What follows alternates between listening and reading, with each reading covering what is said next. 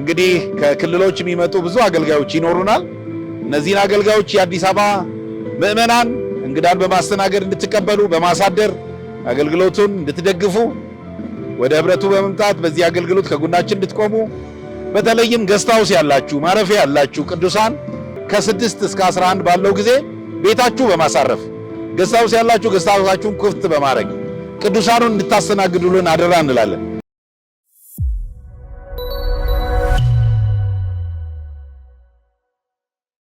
ሰላም ለእናንተ ይሁን የእግዚአብሔር ቤተሰቦች።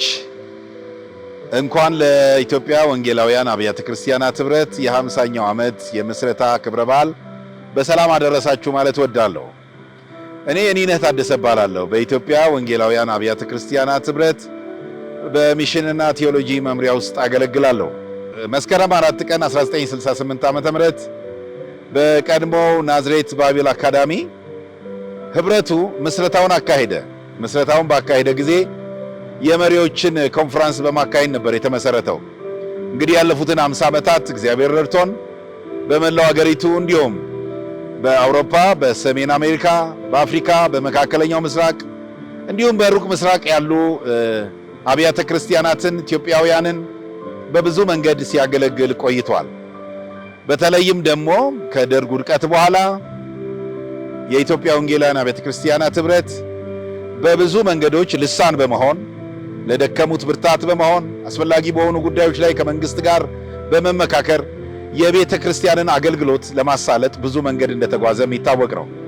እንግዲህ እግዚአብሔር ቢረዳንና ብንኖር ከሐምሌ 7 እስከ 10 2018 ዓ.ም በአዲሱ አራዳ ፓርክ ላይ የመሪዎችና የመጋቢዎች ኮንፈረንስ እንዲሁም የ50ኛው ዓመት ክብረ በዓል ማጠናቀቂያ መርሃ ግብር አዘጋጅተናል።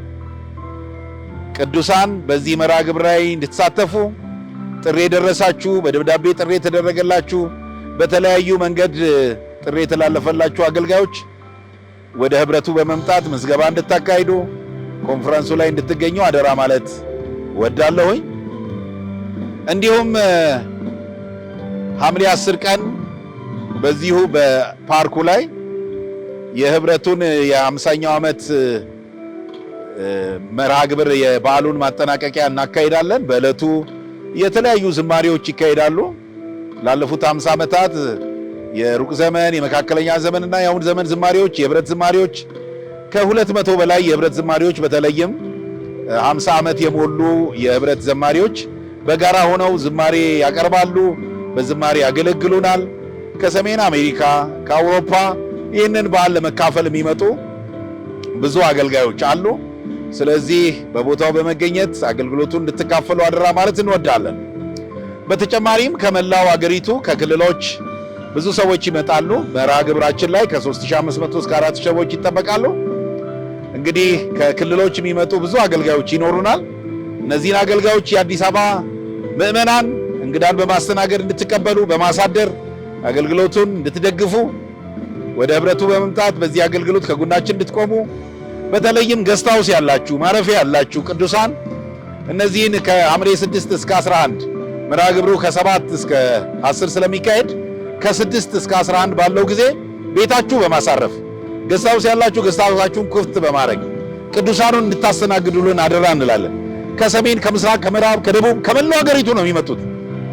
ከክልል የሚመጡልን ሰዎች ከ1000 በላይ ናቸው። ስለዚህ እነዚህን እንግዶች በቤታችሁ በማሳደር ገስታውሳችሁን በመስጠት እንድታገለግሉን ወደ ህብረቱ በመምጣት በዚህ አገልግሎት ከጎናችን እንድትቆሙ አደራ ማለት እንወዳለን። በተለይ በመሪዎችና መጋቢዎች ኮንፈረንስ ላይ 3 ቀን በሚካሄደው በ6 ትልልቅ ርዕሶች ላይ ይካሄዳል። የቤተ ክርስቲያን መሪነት፣ የወንጌል ተልእኮ፣ የከተማ አቀፍ የወንጌል አገልግሎትን ማሳለጥ፣ ሰላምና እርቅ፣ ለዳግም ምጽአት የተዘጋጀች ቤተ ክርስቲያን ማብቃት በሚሉ በተለያየ ርዕሶች ላይ አገልግሎቱ ይሰጣል። እባካችሁን በዚህ ራስን በማብቃት አገልግሎት ላይ መታችሁ እንድትካፈሉ እንዳትቀሩ፣ ከዚህ እንዳትጎሉ አደራ ማለት እንወዳለን። ኢሲኤፍ ሚዲያ የሚል የዩቲዩብ ቻናል ከፍተናል። በዚህ ቻናል ላይም በዕለቱ በተለይ የ50ኛው ዓመት ክብረ በዓል ማጠናቀቂያውን ቀጥታ ስርጭት እናካሂዳለን።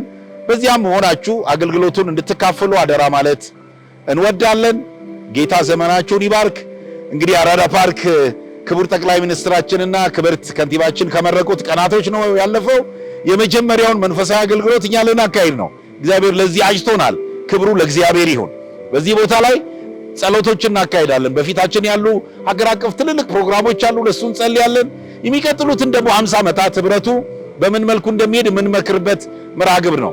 በነገራችን ላይ በዓመት አንድ ጊዜ ነው እንግዲህ ቅዱሳን ከመላው ሀገሪቱ የሚሰበሰቡት የህብረት ጊዜ የምናደርግበት እግዚአብሔር ደስ የሚሰኝበት በረከቱን የሚያዝበት ጉባኤ ስለሆነ ማትገኙ ሰዎች እንኳን በጸሎት ከጎናችን እንድትቆሙ እንድትጸልዩልን እግዚአብሔር ድል እንዲሰጠን ተናጋሪዎችን ጌታ እንዲረዳቸው ከሩቅ በአውሮፕላን የሚጓዙ ከሰሜን አሜሪካ የሚመጡ ብዙ አገልጋዮች አሉን።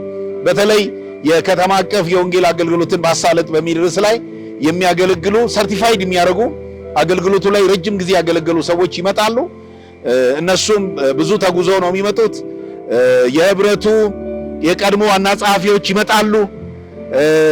የቅርብ ፕሬዝዳንታችን ፓስተር ጻድቁ ይገኛሉ። በጣም ልዩ የ50ኛው ዓመት በዓልና የመሪዎችና የመጋቢዎች ኮንፈረንስ ነው የምናካሂደው። ከጎናችን ሁኑ። ጌታ ይባርካችሁ። እንወዳችኋለን።